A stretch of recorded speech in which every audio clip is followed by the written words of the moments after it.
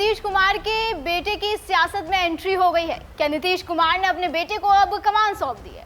क्या हो गया है आखिरकार सबका इंतजार खत्म? ये तमाम सवाल बिहार के सियासी गलियारों में तब से उठने लगे जब से निशांत कुमार का एक पोस्टर वायरल हुआ। वो पोस्टर मैं आपको दिखा देती हूँ दर्शकों। निशांत संवाद का ये पोस्टर है जो आप मेरे पीछे देख सकते हैं। इसमें लिखा है, माननीय मुख्यमंत्री जी की सफल जन कल्याणकारी योजनाओं पर परिचर्चा, एक विचार निशांत कुमार के साथ, निशांत संवाद। यहाँ पे तारीख लिखी है, समय लिखा है संवाद का और स्थान लिखा है जो ये आर ब्लॉक पटना में हुआ है। ये निशांत कुमार की तस्वीर आप देख सकते हैं और यहाँ पे है नीतीश कुमार की तस्वीर। जब से बिहार में जगह जगह ये पोस्टर लगे तब से इस तरह के सवाल उठने लगे कि क्या अब आखिरकार नीतीश के बेटे निशांत की राजनीति में एंट्री हो गई है, क्योंकि कई लोग इसे निशांत के संवाद को उन्हें सक्रिय राजनीति में कदम रखने का संकेत मान रहे हैं। इसकी वजह यह है कि निशांत कुमार अब तक सार्वजनिक और राजनीतिक गतिविधियों से दूर रहते आए हैं, लेकिन समय समय पर उनका नाम सुर्खियों में रहा है। समय समय पर जेडीयू कार्यकर्ताओं के द्वारा भी ये मांग उठती रही है कि निशांत कुमार को इस बार चुनाव लड़ाना चाहिए और आज भी ऐसी तस्वीरें सामने आई। जेडीयू कार्यकर्ताओं की तरफ से इस मांग को लेकर पोस्टर लगाए गए जेडीयू कार्यालय के बाहर। ये आप देख सकते हैं, एएनआई का ये पोस्ट है, JDU workers put up posters outside JDU office demanding Bihar CM Nitish Kumar sons Nishant Kumar to contest in the upcoming Bihar legislative assembly election. ये पोस्टर मैं आपको दिखा देती हूँ। पोस्टर में लिखा है, कार्यकर्ताओं की मांग, चुनाव लड़े निशांत। देखिए, बिहार की राजनीति में हमेशा ये सवाल उठता रहा है कि नीतीश के बाद आखिर कौन, क्योंकि अगर हम पूरी बिहार की सियासत को समझें तो बिहार की सियासत में 80 के दशक में आए दिग्गज नेताओं ने अपने बच्चों को राजनीति में आगे बढ़ाया। जैसे लालू प्रसाद यादव, नीतीश कुमार और रामविलास पासवान ने एक साथ अपनी सियासी पारी का आगाज किया था। मंडल पॉलिटिक्स ने तीनों ही नेताओं को मजबूत सियासी पहचान दी, लेकिन एक समय के बाद लालू प्रसाद यादव ने अपना सियासी वारिस तेजस्वी यादव को बनाया, वहीं रामविलास पासवान ने चिराग पासवान को आगे बढ़ाया। लेकिन तीनों में से नीतीश कुमार एक ऐसे नेता हैं जिन्होंने अपने बेटे निशांत को अभी तक राजनीति में आगे नहीं बढ़ाया। इसी तर्ज पर ही सीएम नीतीश कुमार से उनके बेटे निशांत कुमार की सियासी एंट्री कराने की मांग हो रही है। जेडीयू से लेकर एनडीए के सहयोगी भी निशांत को सियासी पिच पर उतारने की डिमांड कर रहे हैं। हालांकि इस पर नीतीश साइलेंट मोड में है। नीतीश की तरफ से इस तरह की कोई बयानबाजी नहीं हुई है। नीतीश की उम्र की बात करें तो नीतीश की उम्र 74 साल हो गई है, लिहाजा जेडीयू में नीतीश के उत्तराधिकारी के तौर पर निशांत कुमार को सियासी एंट्री कराने की मांग काफ़ी समय से की जा रही है। जिस तरह से नीतीश का इस वक्त स्वास्थ्य चल रहा है, उसके बाद तो ये मांग और ज़्यादा तेज़ हो गई है।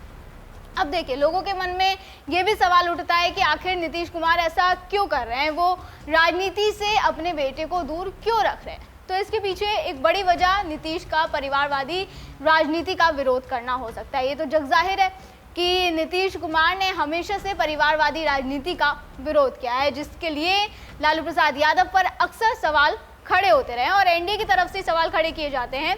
ऐसे में जाहिर सी बात है कि अगर नीतीश भी अपने बेटे को राजनीति में लाते हैं तो उन पर भी सवाल खड़े होंगे। विधानसभा चुनाव की सियासी तपिश के बीच नीतीश नहीं चाहते कि उन पर किसी तरह का कोई परिवारवाद का आरोप लगे, क्योंकि एनडीए ने लालू यादव को परिवारवाद के एजेंडे पर ही चुनाव में घेरने की रणनीति बनाई है। इसलिए नीतीश ना ही जेडीयू नेताओं की मांग को स्वीकार कर रहे हैं और ना ही सहयोगी दलों की डिमांड को तवज्जो दे रहे। लेकिन अब जब से ये निशांत कुमार का संवाद हुआ है तब से चर्चाओं ने फिर जोर पकड़ लिया और अब कहा जा रहा है कि क्या अब नीतीश कुमार अपनी परिवारवादी विरोधी मानसिकता को तोड़ने वाले हैं। निशांत कुमार की सियासी एंट्री बिहार की सियासत में एक नया मोड़ ला सकती है। तेजस्वी यादव और चिराग पासवान जैसे दूसरी पीढ़ी के उभरते नेताओं के बीच निशांत राजनीति में आते हैं तो नीतीश की परिवार विरोधी छवि को धक्का जरूर पहुंचेगा। निशांत कुमार के राजनीति में आते ही उनकी तुलना तेजस्वी और चिराग पासवान से होने लगेगी, जो उनके लिए एक टफ कंपटीशन होगा, क्योंकि चिराग और तेजस्वी एक दशक से भी ज़्यादा समय से बिहार की राजनीति में सक्रिय हैं और खुद को स्थापित करने में सफल रहे हैं, जबकि निशांत कुमार को अभी राजनीति में कदम रखना बाकी है।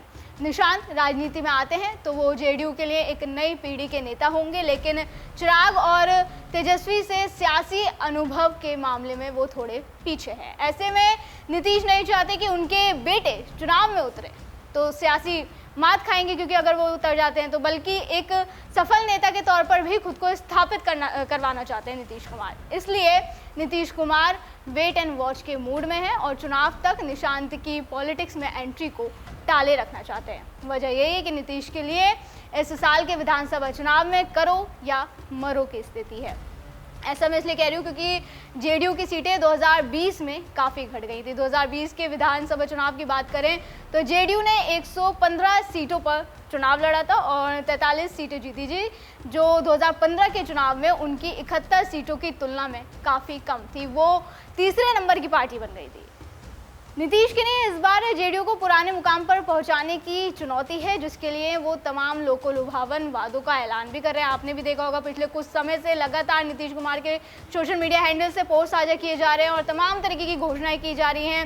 नीतीश बिहार के लोगों को मुफ्त बिजली देने से लेकर 1 करोड़ नौकरी देने का ऐलान तक कर चुके हैं। इसके अलावा जेडीयू के कोर वोट बैंक महिलाओं के लिए भी तमाम वादों की घोषणा की गई है। जेडीयू 20 साल से बिहार की सत्ता में बनी हुई है। ऐसे में संभावित सत्ता विरोधी लहर को काउंटर करने की रणनीति नीतीश कुमार ने बनाई है, लेकिन निशांत की राजनीतिक एंट्री से सियासी माहौल पूरी तरीके से बदल सकता है। इसलिए नीतीश चुनाव तक कोई भी राजनीतिक रिस्क लेने के मूड में नहीं है। हालांकि निशांत का ये संवाद एक बड़े बदलाव की ओर इशारा देख रहा है। अब देखना होगा कि क्या वाकई में ऐसा है या ये सिर्फ एक चर्चा बनकर रह जाएगी। दर्शकों, आपको क्या लगता है कि क्या निशांत कुमार इस बार चुनाव लड़ेंगे? क्या उन्हें चुनाव लड़ना चाहिए या नहीं? हमें कमेंट करके जरूर बताएं। फिलहाल आज की वीडियो में बस इतना ही। अगली बार फिर होगी मुलाकात। आप देखते रहे जीएनपी इंडिया, हर खबर भरोसे के साथ।